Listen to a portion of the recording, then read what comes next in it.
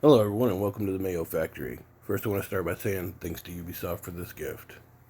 I've partnered with Ubisoft to bring you this content. Patch 1.3 early release notes. We're going to go over everything that's covered in here and we're going to give our feedback, but we want to get your feedback as well so we can return this back to Ubisoft and get Skull and Bones pristine for everybody.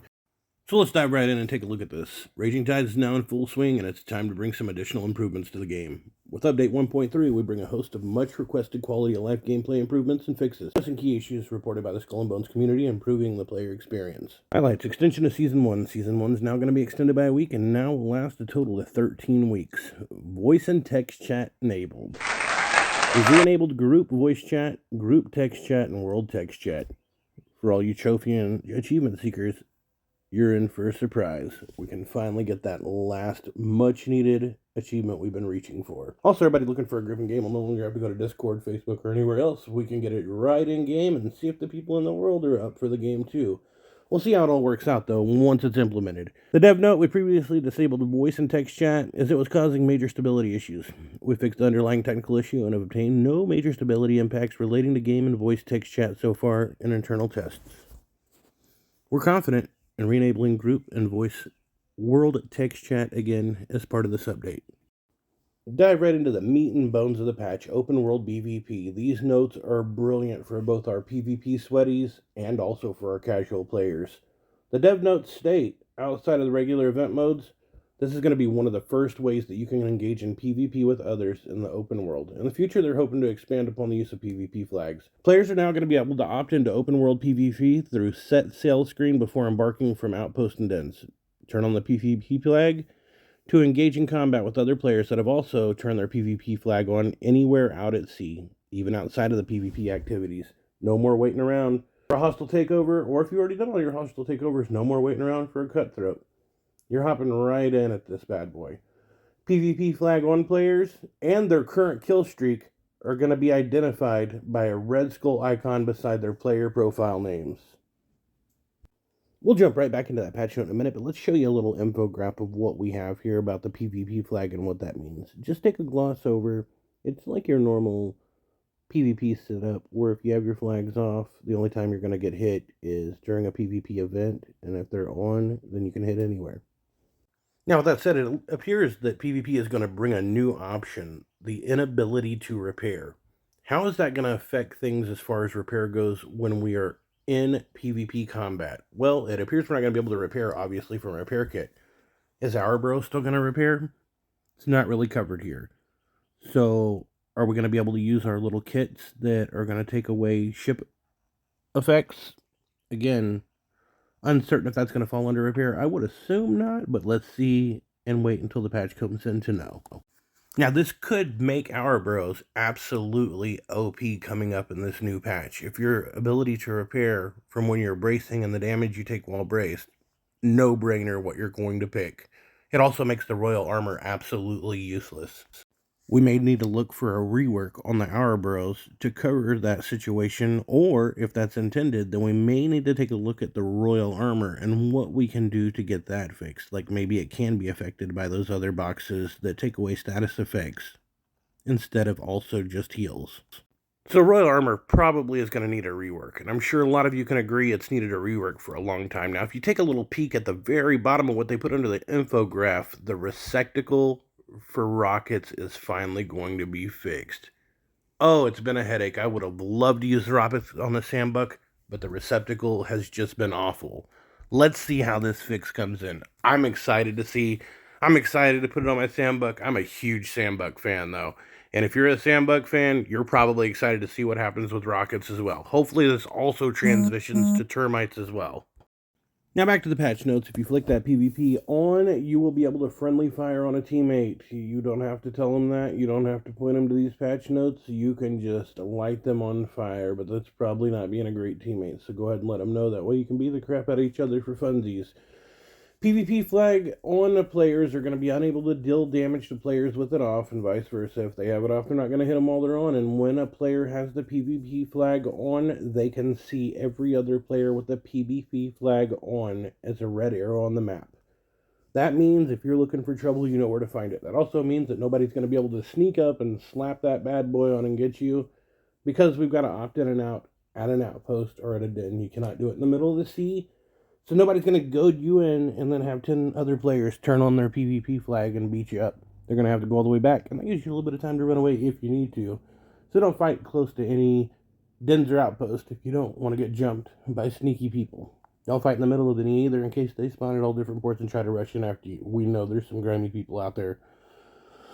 Your ship rank of players is going to be ignored during PvP combat in the open world PvP, and this is huge because we are so tired of getting sniped by high level ships. Because we're high level, we want to do our PvPs and not have to worry about the AI being too strong. So hopefully that'll be tuned back while it's ignoring it, and you can get it on. Best option, though, is to stay out of the East Indies for PvP, because chances are you're probably still going to run into high-level ships, and one wrong shot is going to have a mega fort raining hell upon you. So keep your fight somewhere safe, or at least safe enough that you can take advantage of it. The devs did note that with the introduction of open world PvP, they have taken the opportunity to take some of the feedback from the community through Reddit and everywhere else and let you know that they fine-tuned some of the mechanics and experiences based on player feedback and their experiences in regards to PvP activities to kind of try to help out here. And we're going to dive into those in just a second. Now, this is huge. You asked and they listened. Way to go, Ubisoft. We're getting beefy out here. They've reduced the duration of Torn Cells effect from the Brigantine's Bullhorn perk from 80 to 40%. Absolutely huge. They've also increased the duration of Torn Cells for players to 10 seconds. They've increased the slow multiplier of Torn Cells for players from 0.5 seconds to 0.66 seconds. The following gear scores have been changed to make it easier to reach ship rank 12 with a wider variety of builds. This is the biggest change. This is so huge because gone are the days of the brig rolling around with 4 Dardells. Come on now. That was getting boring. A meta, like, come on. Who didn't love the sandbutt going around, taking a shot and burning everything down in one go? That was amazing. But amazing doesn't always mean viable. So we couldn't do it. Or, I mean, we could, but it was a lot more work. And that's going to change today because gear score thresholds to reach ship rank 12 have been reduced from 1670 to 1630. That doesn't sound huge, but it is. And here's why. The base ship rank points of the pad and the snow ships increased from 1560 to 1570. Gear score of common tier 5 weapons increased from 90 to 95. Uncommon tier 3 weapons increased from 98 to 105. Rare tier 5 weapons increased from 105 to 110. The score of Surloc's 9s and Alrama's Legacy increased from 110 to 120. Gear score of the Carronade, Blue Spectre have both increased from 120 to 125. Auxiliary Uncommon Tier 3 weapons increased from 120 to 125. Auxiliary Rare Tier 3 from 53 to 54, not very big. Epic weapons 55 to 56. So only one on those, not very big. Would like to see it a little bit bigger, but that's what she said. So now we're going to have a little bit more viability out there. We're going to have a mix of ships out there. It's going to get a little wild. And I hope to see you rocking something new. And please, don't create another meta. Let's have fun with it. Swap your ships up. Play with stuff. But also, Ubisoft, give us a bigger warehouse. We need more spaces. I love stuff. I'm a pirate. Let me be a pirate. I need more than 200 slots, especially if I'm going to get to use viable weapons now. Where are they all going to go? Now, huge changes for Cutthroat Cargo. This has been discussed in depth everywhere. People were tired of it. So, Cutthroat Cargo now, players can only opt in to the activity during the pre-activity countdown. That's it. Players are going to be unable to opt in after the activity has started. No more jumping somebody unsuspecting. No more rushing down to the end and flicking it back out there and trying to jump them at the exit. You're going to get into it beforehand and you're going to have to get set up. And that's going to be brilliant. It would have been great to leave as is, but unfortunately, if there's something cheesy, people will break out the grater and cheese it up as much as they can to take full advantage, because why would they learn how to play the right way when they can take advantage and cheat? It sucks, but now it's no longer a thing. That also means no more fast traveling during the active period of the activity. That means that you're probably going to have to get into position and then jump into the activity. So if you're not ready for it, guess what? Now you're not going to get to be in it. So you're going to have to pay extra attention to those pop-ups get into position and get to where you want to go to start it. Otherwise, you're going to have to start from where you're at and hope you can make it. We can thank our cheesy brethren who like to pub stomp solo players and casual players for getting this implemented. So now, you're going to have to be ready before you get out there. The target outpost destinations can only be viewed by participants. That means that nobody can be out of the thing and give help in any way. Although, that's still not really a good fix. And then they've removed the speed debuff for the cutthroat cargo carrier. So that's going to help out a little bit. What we need to get, and I have seen this and I have not heard anybody say anything, but it would be huge, is the ability to not collide with a person who is not in PvP. That is going to be the biggest change that needs to come. Until anti-collision happens, it's still going to happen that people are going to figure out where the end goal is going to be and have their team get there and park in the way and block you or park you in canals so there's no way you can get through and take advantage of it. There has to be some way to get this fixed. I don't know, if you're not in PvP, then you should not be able to interrupt PvP in any way, shape, or form. So hopefully Ubisoft hears this and before implementing it adds an anti-collision. That seems like the only possible logical fix that could get this situation fixed. I don't know how many times I've been 1v1ing somebody and then I have 10 of their other friends on the server who are blocking me off from every angle, so there's nothing I can do and I can't attack them. I can't go past them. And now I'm having to deal with AI and a person who can set up better, and I can't get my shots over their team, but they can just lay shots into me. Seems super fair. Seems like a huge fix needs to come in. Anti-collision would be huge. Ubisoft, please listen. I guarantee any comments under here are also going to say the same. Anti-collision. And anybody that isn't for that is the people that are cheesing it, guaranteed. To finish off with the legendary heist, is no longer going to be restricted to the region where the heist takes place. However, the only factories from unlocked regions will be awarded. That means if it's up in the East Indies and you don't have the East Indies, but you want to go co-op with a friend up there or another player, you can, and it'll still unlock your Red Isle. Or it'll still unlock your Africa. Or all the way around. As long as you have the area unlocked, you can co-op wherever it's at, and it will unlock it somewhere for you. So that's going to be pretty huge for people that want to play together. Not going to do much for people that have it already completed, but if you don't have it done yet, chances are this changes for you because they are listening to casual players.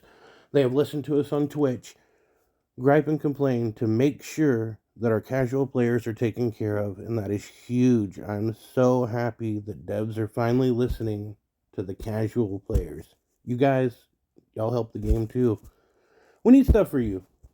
And if you ever felt like you didn't have a voice because you're a casual player, come on over to the Twitch. We try to get a voice out for our casual players because they shouldn't be left behind. Your fun should also be included, and it shouldn't be locked away just because I don't like to touch grass. I can confirm no grasses have been harmed in the making of any of these videos. Now, huge changes to Lepest. The reduced damage dealt by explosive minion ships of Lepest to Lepest himself. A rebalance was done as the damage dealt to Lepest from his minion ships was higher than expected. The option to use the minion ship against Lepest remains a viable strategy for players to utilize, but it's not going to absolutely demolish him. The days are gone now of soloing Lepest and kiting those little ships over to explode them yourself. Yes, it was fun. No, it's probably not going to be a thing anymore, so be prepared for an actual fight. But hey, guess what? Our ships in the update are probably going to be able to do it. So let's check out some new builds, see what we can do. If you want to join in with us, you want to give us some tips, come over to Twitch, Aggressive Mail on Twitch. We stream 8 p.m. to 6 a.m. Central Standard Time, Tuesday through Friday. So come hang out, come play along, come jump in our world. Let's test some stuff out together. And with the PvP changes, we can also test that out and see what's going on too. Why not? Casual players, extra welcome. And if you need help along, we're more than happy to help you. Just jump in our Discord and we'll play along with you too. And let's forget about what I said earlier about the people who have the whole world already taken over, because it appears opportunities will continue to be generated for players that have owned all manufactories. Increased funding duration and storage space as well. You can take a moment to gloss over that. I am just going to pop that in my Discord, so if you want to jump over there, if you want to come check out on Twitch and find out what Discord is, just pop in there, !, Discord, and you can get right in with us and scope all this stuff out yourself. Now we finally have an opportunity to open every one of our silver pouches and chest. The open behavior now has a chance to open all of them in the stack. They've adjusted Outpost vendor store inventories to be persistent across all different servers and different platforms, meaning that you're not going to swap around anymore or stop and go to the menu and come back or switch your crossplay off and on and be able to cheese a bunch of free silver. So this is also going to be the time to say, hey, Ubisoft, increase the silver rewards for daily contracts, repeating quests, etc. It's not enough. People wouldn't feel the need to do this if that was increased. I'm not encouraging it. I'm not condoning it. I'm just saying that people wouldn't find the way to cheese it. It was more viable to get this from plundering, from being a pirate. Right now, we're kind of being punished for being pirates. You have to go out and collect pieces of 8 and just slave away playing Boat Simulator and Delivery Simulator. We want to be pirates. We want to play the game you created. It is a lot of fun. So please, please, please increase the incentives for being a pirate. That also means going into rank, going into leaderboards. Add an indicator, throw us in there. We don't have to have all the pieces of 8 to be on the leaderboards. Let us blow a bunch of stuff up. Let us plunder. Let us hit ships. Let us do PvP. We've got to kick something in. And we also need to take away the rewards from blowing up trial accounts because people are abusing it. Trial accounts are being used to be blown up and get pieces of 8 from and all kinds of other cheesy things. Probably also need to add in a way you can't sink the same ship more than a couple times in a day or something because come on now, it's pretty obvious when somebody's sinking the same ship for 7 days and then creating a new account, or they have 10 players that are constantly feeding them pieces of 8 to be in the top 10. What's the reason for us to play on the leaderboards if people are going to cheese it and cheat it? Let's get that limited, or once you've been in a group with somebody, you can't sync them other than in PvP, and that's not the home wager PvP that we're discussing. That would probably help out a lot. There's now an option to be able to buy and sell directly from your warehouse. This is absolutely huge. We now have the activity invitations reduced when we're already in an existing activity, delayed activity notifications in several menus like setting sell, interaction with settlements, NPC store, etc. We're aware that more can be done, address overlapping notifications, but they're going to go ahead and go in there and fix it right away on these parts, and the rest will come later. So we will still have the spam pop-ups, but they're going to be condensed down and not in a lot of our options, which is very nice. Hopefully this covers a lot, or it makes it a little bit easier to digest. And now we're just going to show the rest of the little bug fixes and graphics issues and other issues that have been ongoing. You can take a look and read over them. We'll also drop them in our Discord, and we'll go over them tonight on Twitch. We're going to go live for about an hour around 8 p.m. Central Standard Time, so swing through, check it out, give your feedback. That way we can get that feedback over to Ubisoft.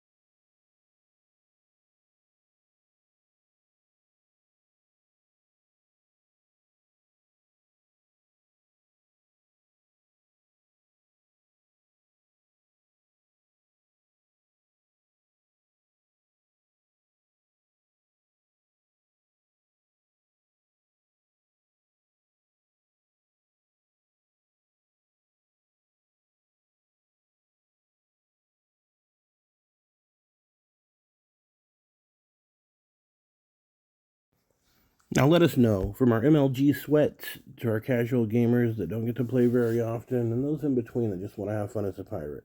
Let us know what you think below. Swing by the Twitch. We can feed the comments on over to Ubisoft. We do take everybody's input, condense it down, and try to get it over to a manageable form to Ubisoft. So by all means, let us know what's going on and what are your thoughts here. Swing by twitch.tv/aggressive mayo. Hang out, have a good time, check out some builds, play along as well. Let us know what you think here. I'm seeing a lot of good out of this for casual players and for non-casual players. It's going to separate those lobbies for those looking for something more daring. There are some other fixes I think need to come. I do think that Ubisoft needs to be more rewarding for the pirate adventure, that we need to get a little bit more going for our silver, our different rewards for the contracts that we're redoing, and all the fun that we want to have. So thanks a lot for tuning in, checking this out. Leave a thumbs up, share it with a friend. Smash that heart button and follow. We are also on Twitch mostly, but we're going to become... And thanks again, Ubisoft, for giving us a chance to take a look at these patch notes, get them out to our community, get some feedback, and going back to you. Again, thank you for Ubisoft for partnering with us and letting us get this chance here.